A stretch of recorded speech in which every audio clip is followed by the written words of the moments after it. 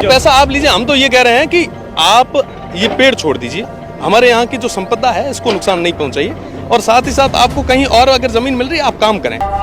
राजस्थान का बाड़मेर, जहां रेत तपती है लेकिन पेड़ों की छांव अब भी उम्मीद देती है।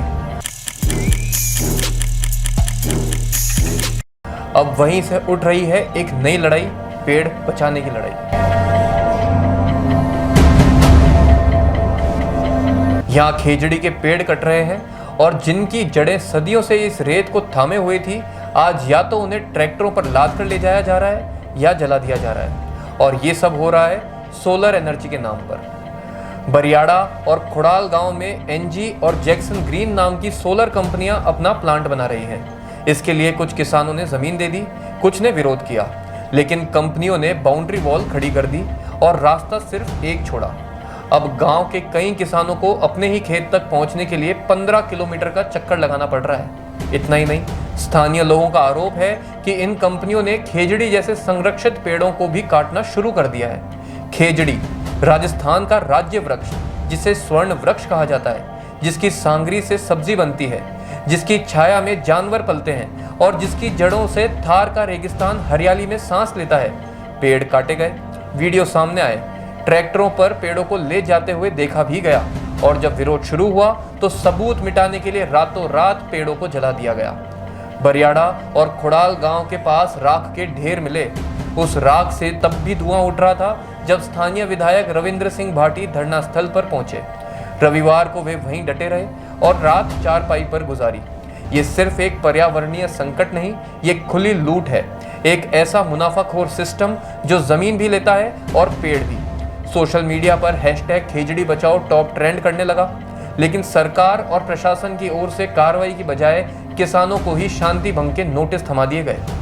3 अगस्त को शेव एसडीएम यक्ष चौधरी, डीएसपी मनाराम गर्ग और थानाधिकारी सत्य प्रकाश मौके पर पहुंचे।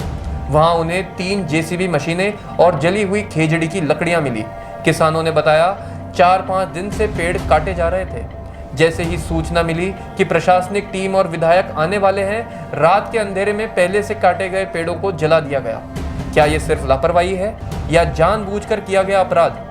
इस मुद्दे पर विधायक भाटी ने साफ कहा है कि जब तक दोषियों पर सख्त कार्रवाई नहीं होती, धरना जारी रहेगा। उन्होंने इसे कानून व्यवस्था और प्रकृति दोनों के खिलाफ साजिश बताया। और आपको बता दें कि ये मामला सिर्फ आज का नहीं है। राजस्थान की मिट्टी में खेजड़ी को बचाने की परंपरा सदियों पुरानी है। साल था 1730।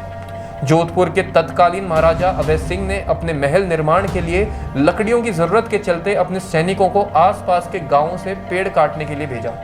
जब सैनिक खेजड़ली गांव पहुंचे और खेजड़ी के पेड़ काटने लगे, तब वहां की महिला अमृता देवी बिश्नोई ने विरोध किया और पेड़ से लिपट गई।